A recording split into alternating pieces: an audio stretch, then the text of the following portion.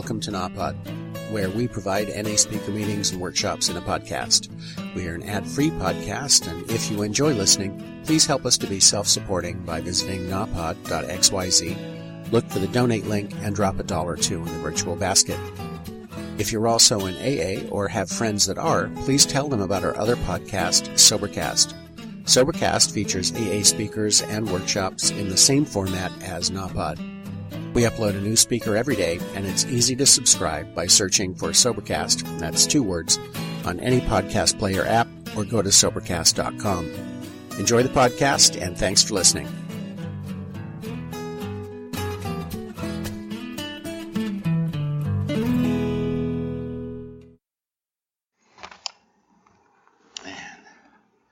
The member I've asked to speak tonight, I met in service. She was very helpful in guiding me in service, showing how this is done. She's come here to speak at my home group in Steubenville. That's Thursday, 7 p.m. at the Trinity East. She came down here last year to speak at the Wheeling Area Learning Day. That was a service workshop. She's got a good spiritual message. She's got great recovery. I'm really glad she's here tonight. Her home group is it's Saturday morning, Saturday 9 a.m. in Pittsburgh, Frick Park group. Sheryl L, come give it away.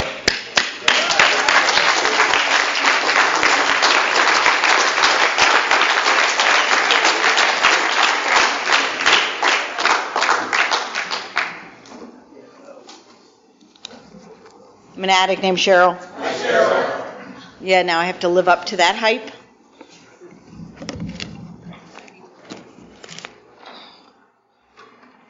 All right. There's no clock in here, so I'm really nervous. Get this in your face. Okay. All right. So I'm going to watch the time.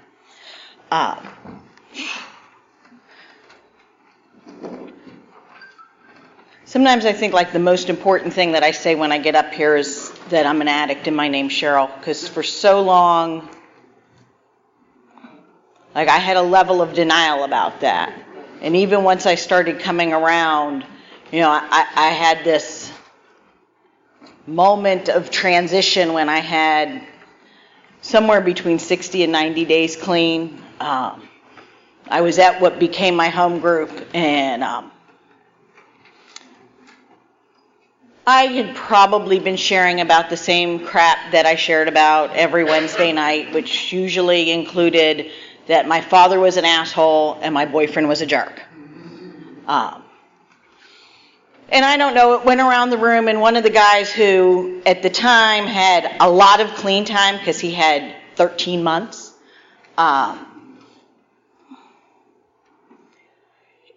it was towards the end of the meeting, and he was sharing something to the effect of, he was tired of people coming into his meeting and wasting his time listening to their dribble about, all sorts of bullshit and not really getting down to the exact nature and not even being sure if they belong there.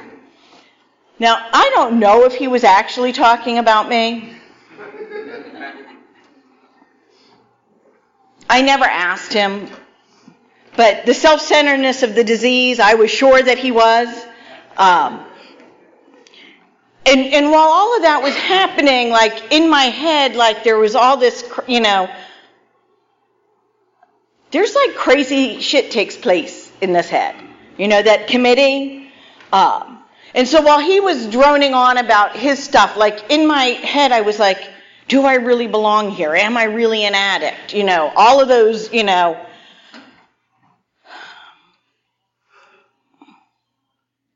it was like the end of the meeting, and the format had, is there any last anything? I don't remember how it, and it was like literally all I could say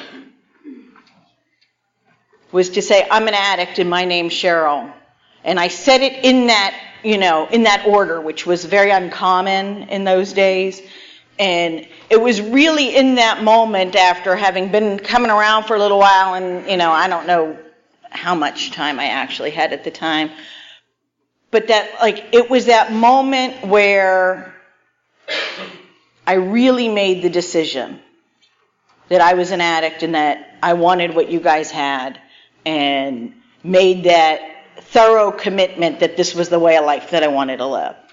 And that was, when that actually happened, I don't know exactly, but my clean date is 11/10 of 1987.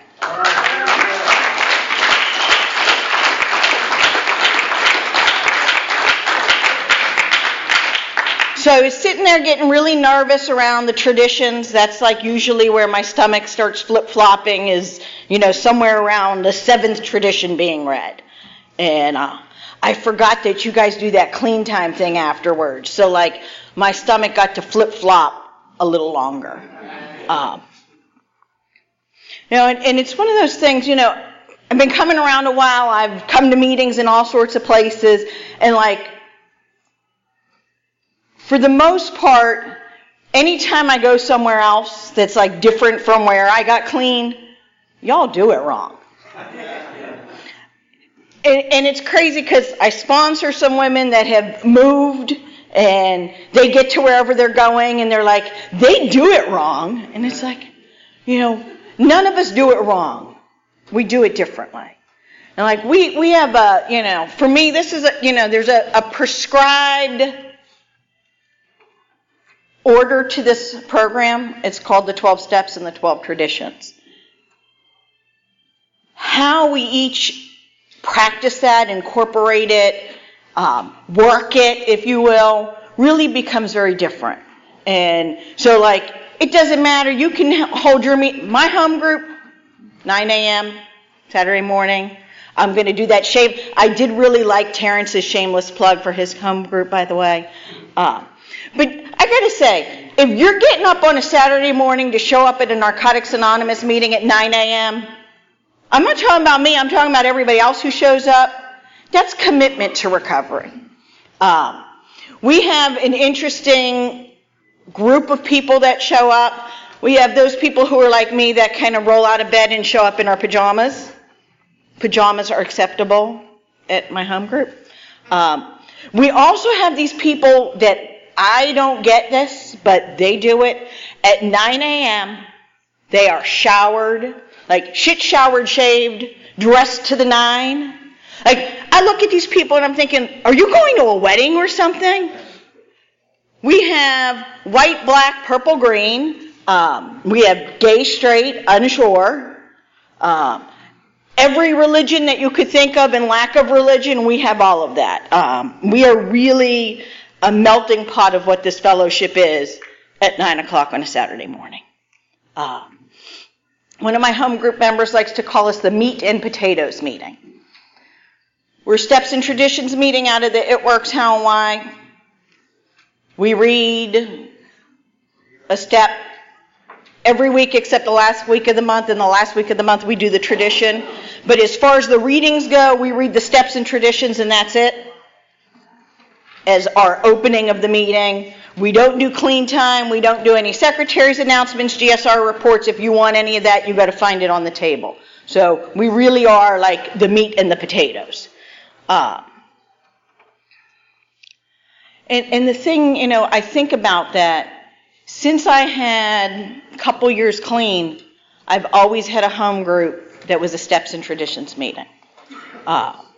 My husband always laughs at me. I have this bag full of my books, and I can't come up to the podium, without my books. Because the one thing that I know is that the literature has not lied to me. I might disagree with it sometimes, but the literature hasn't lied to me. I love all of you, but you people have lied to me. I've been the liar. Our literature says that, I got to come up here and share my experience, strength, and hope. That has become more and more of a struggle the longer I stay clean. 28 years is a lot of experience. How do I put 28 years in the 30 minutes that I have? A minute a year? Like, that doesn't work. Our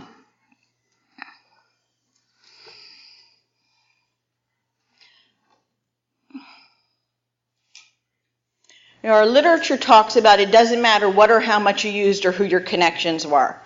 And sometimes, and I'm guilty of it, I'll get up here and I'll spend way more time talking about the what and how much I used and not about, what happened these past 28 years. So, our literature also talks about the importance of a Narcotics Anonymous meeting being recognizable as Narcotics Anonymous, and how we identify is that we're drug addicts. You don't need the litany of drugs that I use to know that I'm a drug addict. As a matter of fact, for me, when I got here, the litany of drugs that you used were one of the things that I used to sometimes think I was different. I used enough to end up my first time in recovery at 16 years old. I then used enough to end up back here before I turned 22. I'm a firm believer that you don't end up in a Narcotics Anonymous meeting because everything's okay. I ended up in a Narcotics Anonymous meeting the first time because my mother died and I was suicidal. And I had been doing the creative quit using, which was I stopped using drug A and used B, C, D, and E. And the next week I stopped using drug B and use A, C, D, E, F, and add G to it. Selective. When I got here this time,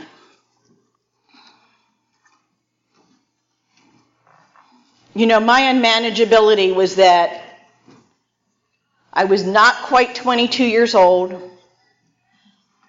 I weighed 82 pounds, which, just so you guys know, men, I'm speaking to you men for a minute here, not any grown woman should weigh 82 pounds. I know you guys want to think that looks hot. It doesn't. Ladies, you know what I'm talking about. But 82 pounds, I was all that. Blow too hard and I'd fall over. So I got here weighing 82 pounds.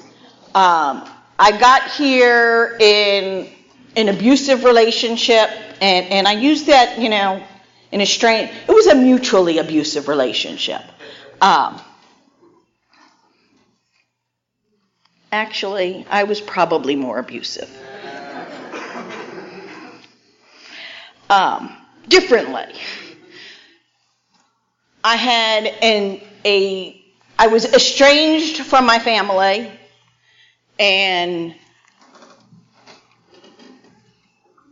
I had managed to graduate college and forgot that what you're supposed to do after you graduate. Well, no, I didn't really forget.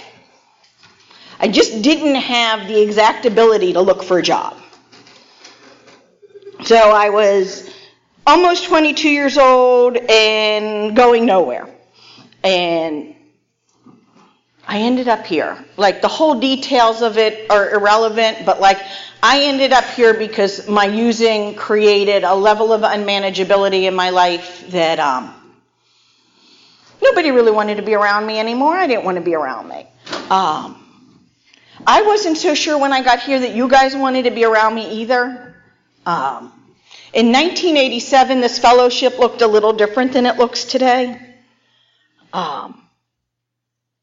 I look around this room and there are a lot of young people. When I got here at almost 22, I was probably one of 4 people in the area that I got clean that was under 35.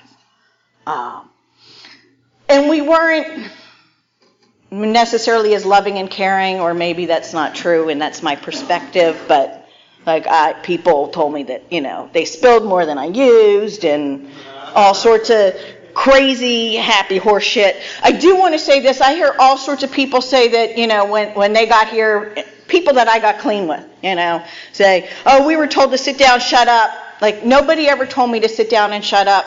I had a bunch of women that loved me when I couldn't love myself. I had a group of women that after I was diagnosed with exhaustion and malnutrition at a year clean, like, called me every morning to make sure I ate breakfast, called my office at lunch to make sure I ate lunch, and usually cooked me dinner. So, you know, I think I weighed 90 pounds when I had 3 years clean. Yay! Wouldn't it be, no. I was going to say, wouldn't it be great to be 90 pounds again, but no, it wouldn't.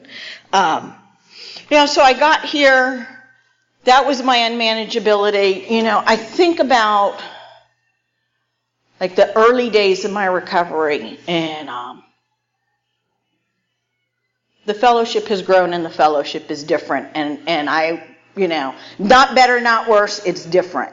But when I got here, where I got clean, which was about 50 miles south of Pittsburgh, we didn't have an NA meeting every day of the week. So we traveled, and we were a gang. We like to be known as the class of 87, 88. There was a group of us that got clean the end of 87, beginning of 88, and we piled into a car. I had a 1985 Honda Accord LX. You know, legally 5 people are allowed to be in that car. And it was a 5-speed.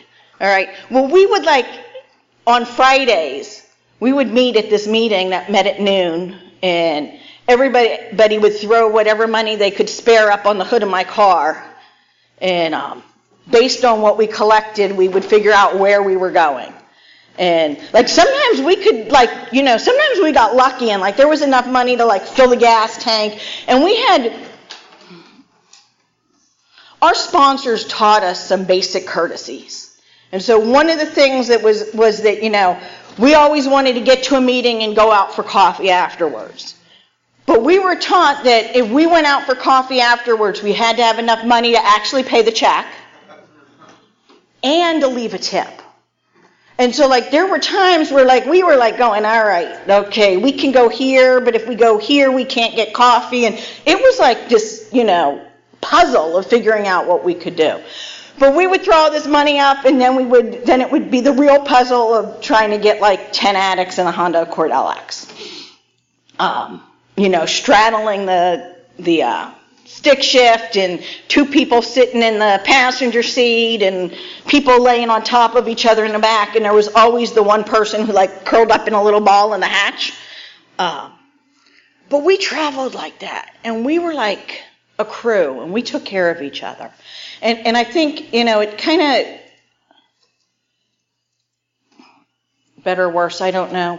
You know, I hear people, you know, get here, and I hear people say to the newcomer, like, oh, you got to stick with somebody with time. Like, I don't know. None of us had time. We had, you know, one of us had 6 weeks more than the next. We were committed to our recovery, and we chased it like we had chased our using, and we clung to each other constantly. And we called each other on our stuff, and if somebody was MIA for a day or two, we were calling, and calling somebody was a little bit more difficult then, because people had things called house phones, and answering machines that, like, when you left a message, they may or may not have gotten it. But we chased our recovery, and we chased each other. And that was like the foundation that got me to where I am today. And, you know, I got a sponsor. The first sponsor that I really worked steps with, I worked 3.5 steps with her. I worked the first 3 steps with her, and a little bit about my 3rd step experience. So it was time for me to formally work my 3rd step, and I had this grandiose plan. I had a very particular place that I wanted to do this, and I wanted to do it at sunrise. in this very particular place that happened to be at the top of a hill that was where there was road construction.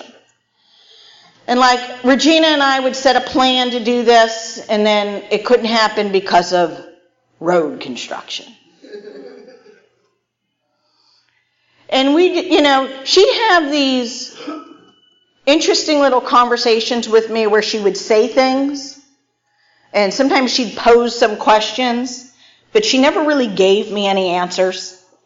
And finally, we're at her house. It must have been a Friday or a Saturday. She was having people over for a barbecue. While I'm talking about people over for barbecue, like that's something not better than or less than, good or bad, but different, is when I got clean, like we entertained ourselves. Like we didn't expect that NA was going to have a function every weekend so that we could be entertained. Like we had card parties and we went bowling and we just like got together and did things. I think kind of like what those normal, if you will, people do. So Regina had a house and she was having some addicts over for a cookout, and I was helping her before everybody got there. And we were having this conversation as to why was I having such a hard time doing this third step. And I kept going on and on about road construction.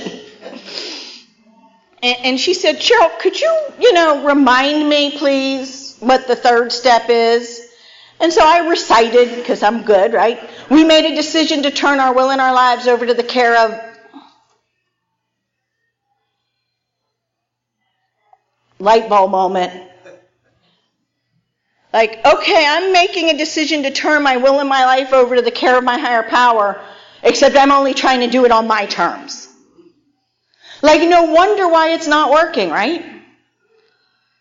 So, we have this, we're in the kitchen and we have this little discussion, and then we go out and light the grill. And she says, I don't remember exactly what she said, but something to the effect of, so now do you want to do that third step?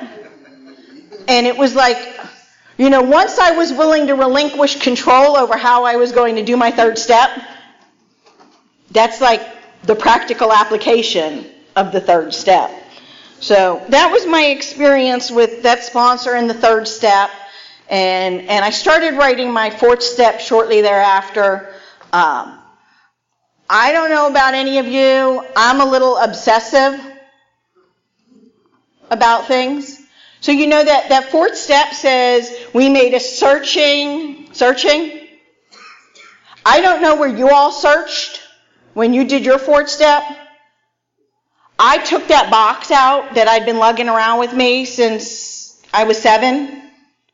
That had every journal, every diary, every unsent letter. You guys didn't do that? Yeah.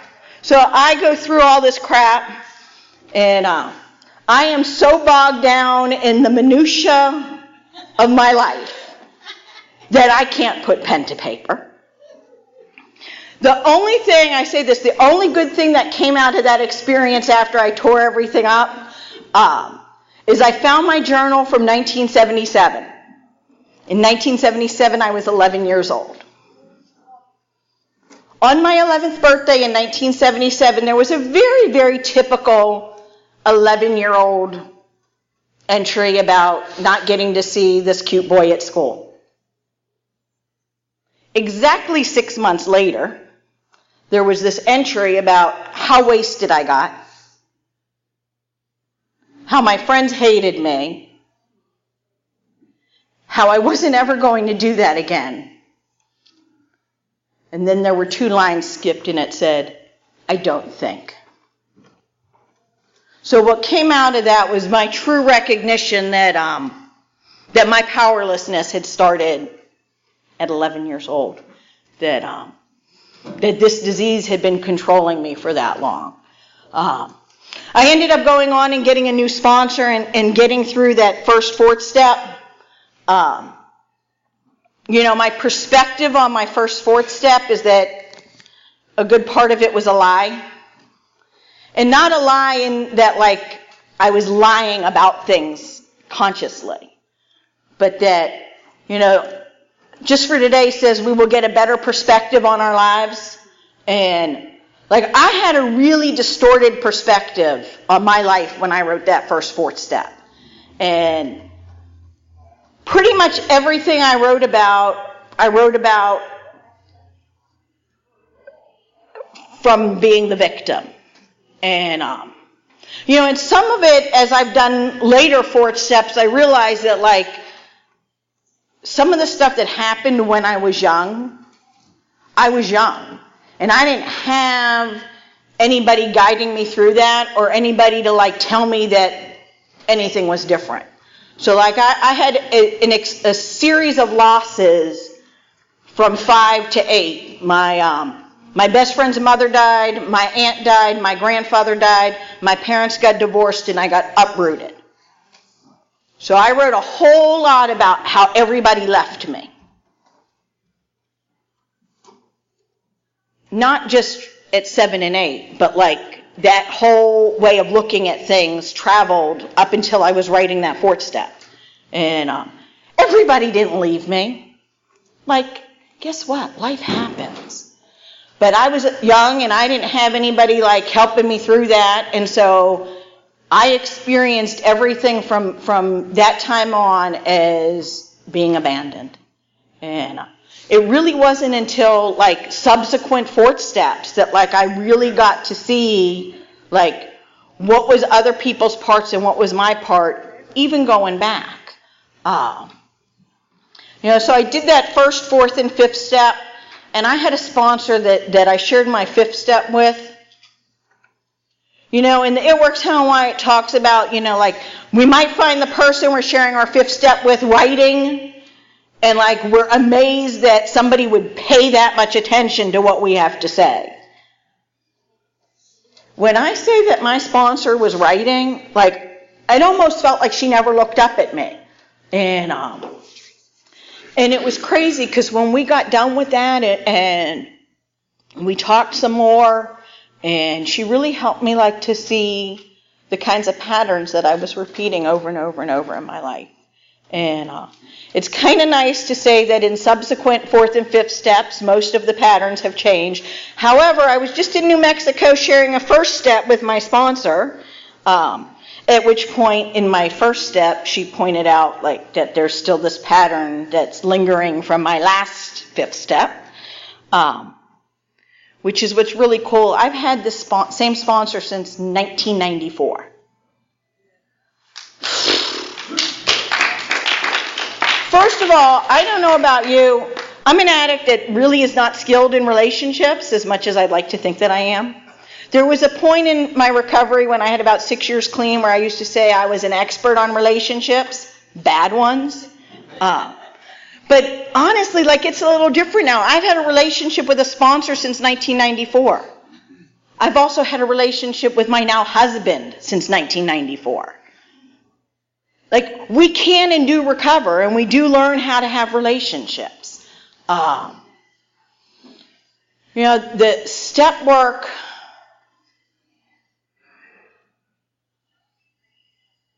it's almost like, I don't know, I just closed my eyes and this is what I saw, so this is what I'm going to say. Like, the step work is the rungs of the ladder, and, like, the rest of the ladder is, like, living life. Like, the step work is what holds my life together.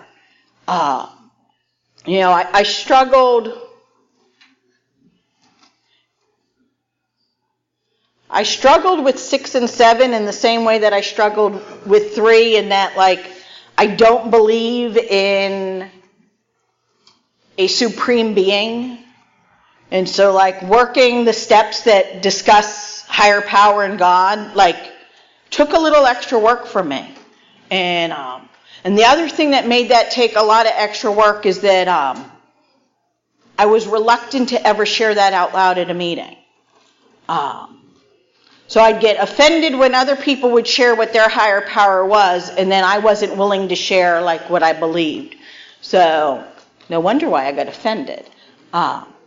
But I believe in the power of spiritual principles. I believe in the natural order of life. And, when I did 6 and 7 the first time,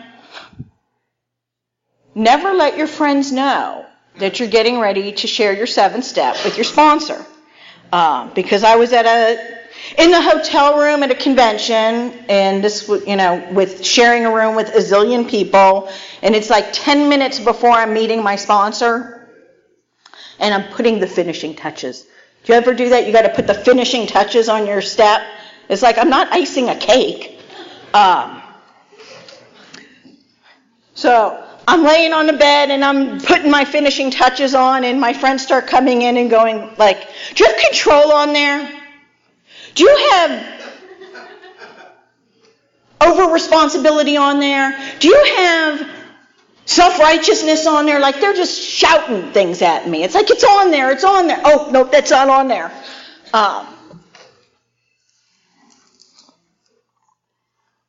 It's so funny when I think about like where, when, and how some of my step work took place. Like outside of the elevator on the 10th floor at what used to be the Hilton. I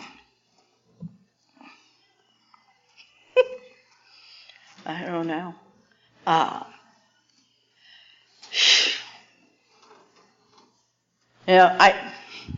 had great direction on the 10th step. My sponsees hate it because I make them do the same thing, which is to write the Living the Program pamphlet out every day for 30 days. And if you don't get 30 days, you have to start again. So it took me a real long time to do that.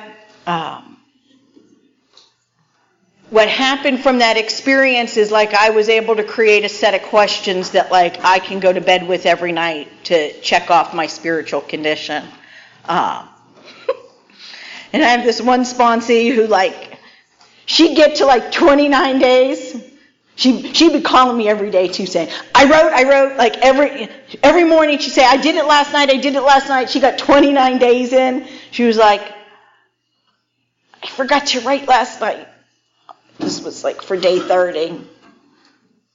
She'd been at it for a real long time. I was like, all right, I'll cut you some slack. Let's schedule. But it was funny because she, like resistant. And then like when she got the payoff of what putting something in practice for 30 days is about meant, when she had a sponsee who like wanted out of it, she was like, I can't tell you what the payoff's going to be, but you really need to stay and get it. And like, that's the beauty of this fellowship is like when I get to see the light bulb go on for somebody else. Like carrying the message. The literature talks about like we don't get to decide who gets it. So like for me, like my responsibility is to carry it, whether I think you're going to get it or not, whether I like you or not. I went through 2 like crazy turning points. I don't remember the exact time frame. But a while back, one of my husband's sponsees overdosed and died. A couple weeks after he did his 4th step. A couple weeks after he and I had built this shed at my house, and he helped paint my living room. And it devastated my daughter. Like, I want to pretend it devastated me, but it devastated my daughter, and I realized that, like, what we bring in affected her, and I was done. I, like, curled up on the couch, and I said to my husband I was done. I wasn't coming to NA anymore. I didn't want that hurt anymore. Like, the hurt happens because the love happens. But I was ready to be done, and my husband was smart enough to just hold me and just say, okay. Like, he didn't argue with me, and it was just like, okay. And clearly I didn't stop coming to NA, but like I put a little bit of a wall up, and that wall was up for a while. And just this past November, my very first sponsee, who's been in and out, died. And I was at our old home group for their anniversary, and I was going to go see her. And I didn't. I said, I'll just go in 2 weeks when I'm back here. And she was gone before those 2 weeks.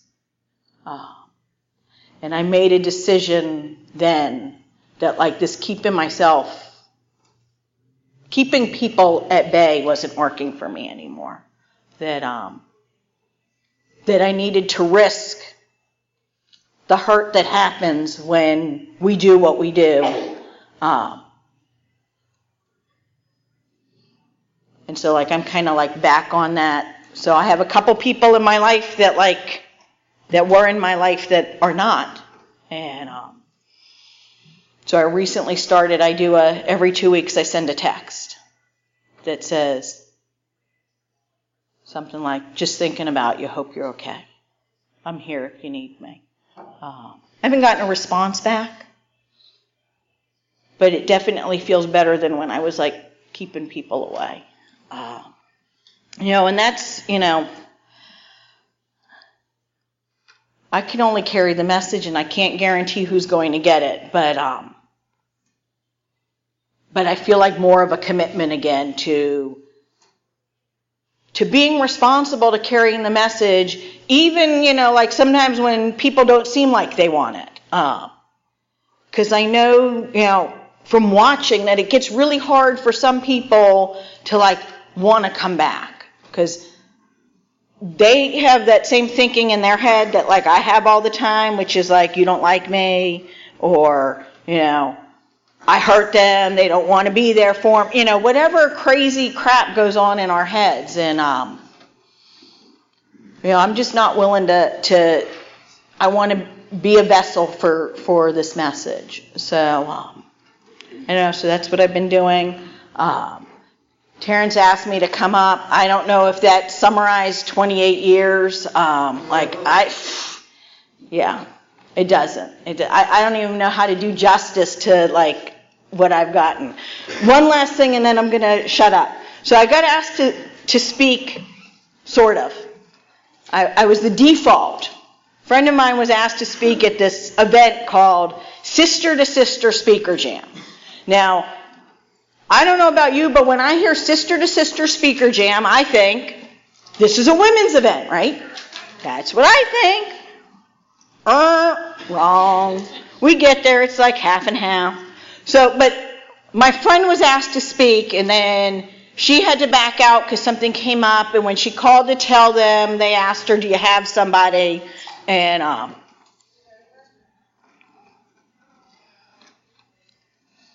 she said, she thought I was already planning on going, is what she said, but that's a whole other story. So the woman calls and asks me, and, it's a speaker jam, so I say, well, what's the topic? And she says to me, well, I don't know, what have you been through? Tell me about what you've been through. I'm like, in 28 years? It might be easier to tell you what I haven't been through. Like, that's the thing about this recovery is like, I have experienced just about everything that you can experience in life. And secure in the love of the fellowship, I've not found it necessary to pick up. Secure in the love of the fellowship, I've not just gotten through things, but I've grown through things. And that's what this is about. Thanks.